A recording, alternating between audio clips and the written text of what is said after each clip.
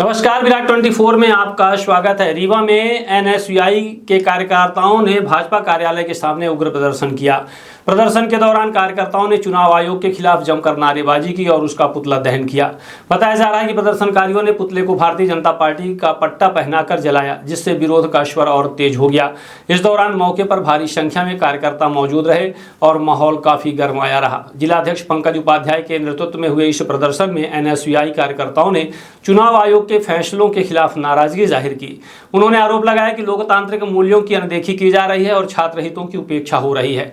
प्रदर्शन को देखते हुए मौके पर पुलिस बल भी तैनात रहा ताकि स्थिति नियंत्रण में बनी रहे। फिलहाल किसी अप्रिय घटना की सूचना नहीं है, लेकिन पूरे मामले को लेकर शहर में राजनीतिक माहौल गर्म हो गया है।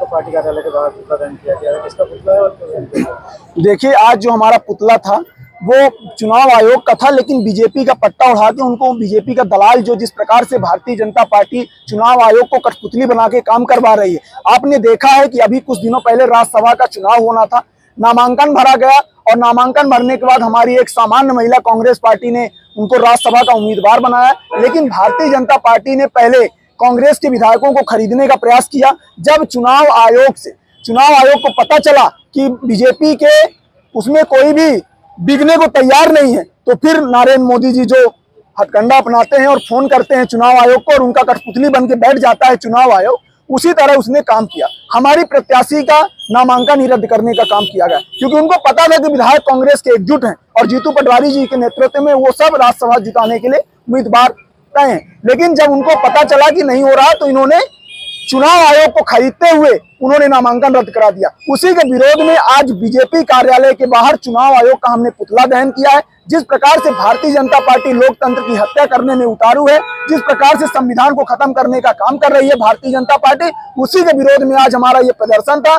आने वाले समय में और बड़ा प्रदर्शन एनएसयूआई करेगी। लोकतंत्र इस विरोधी सरकार को जब तक जगह नहीं देंगे, और ये ज्ञानेश कुमार जी जो बीजेपी के दलाल बनकर पैर के नीचे बैठे हुए हैं, इनको जगाने के लिए हमारा प्रदर्शन था और ये बीजेपी कार्यालय के बाहर हमारा प्रदर्शन था। आने वाले समय में और उग्र प्रदर्शन होगा। हम डरने वाले लोग नहीं है। राहुल गांधी जी के नेतृत्व में लड़ाई लगातार जारी रहेगी।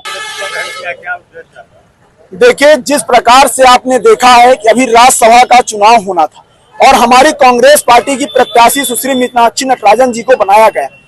भारतीय जनता पार्टी ने षड्यंत्र पूर्वक पहले तो विधायकों को खरीदने का प्रयास किया कि जितने सारे विधायक हैं कांग्रेस के, वो सारे विधायक बिक जाएं। लेकिन जब बीजेपी की ये कोशिश नाकाम रही और कोई भी विधायक बिका नहीं, तब भारतीय जनता पार्टी ने दूसरा हथकंडा अपनाया और उसके बाद हमारी जो प्रत्याशी थी उनको ये बताया गया कि उनके जो नामांकन में त्रुटि पाई गई है, उनके ऊपर केस है। 26 नंबर फॉर्म में उनकी त्रुटि है, लेकिन 26 नंबर फॉर्म में किसी प्रकार से केस के लिए कुछ पूछा नहीं गया था। उसके बाद भारतीय जनता पार्टी बात करती है महिला आरक्षण की। एक महिला जो आदिवासी महिला थी, जो जाति और हम सबकी देश की आवाज को बुलंद करने का काम करती राज्यसभा में, उन्होंने उनका नामांकन रद्द करने का काम किया। मेरा आरोप ये है, एनएसयूआई ये आरोप लगा रही है कि भारतीय जनता पार्टी पूरी तरह से चुनाव आयोग को खरीद चुकी है और चुनाव आयोग पूरी तरह से बीजेपी का दलाल बनकर काम कर रहा है। उसी के विरोध में आज देखा बीजेपी कार्यालय के बाहर एनएसयूआई ने पुतला दहन किया है चुनाव आयोग का, और बढ़िया बेकायदे उनको बीजेपी का पट्टा पहनाकर और बढ़िया टोपी लगाकर चुनाव आयोग को हमने पुतला फूंका है। जिस प्रकार से भारतीय जनता पार्टी लगातार लोकतंत्र की हत्या में उतारू है, संविधान को खत्म करने का प्रयास कर रही है, तो एनएसयूआई ऐसे लगातार सड़कों में आंदोलन प्रदर्शन करती रहेगी। अभी आने वाले समय में हमारा ये आंदोलन रुकने वाला नहीं है। हमारे प्रदेश कांग्रेस कमेटी के अध्यक्ष जीतू पटवारी जी के निर्देशानुसार आज ये कार्यक्रम रखा गया था। आगे इससे बड़ा भी बीजेपी कार्यालय का घेराव हम करेंगे। जब तक लोकतंत्र में ये हत्यारी सरकार काम करती रहेगी और चुनाव आयोग बिका रहेगा, तब तक हम ये करते रहेंगे। ज्ञानेश कुमार जी बीजेपी की दलाली करना बंद कर दे, बस यही हमारी मांग है।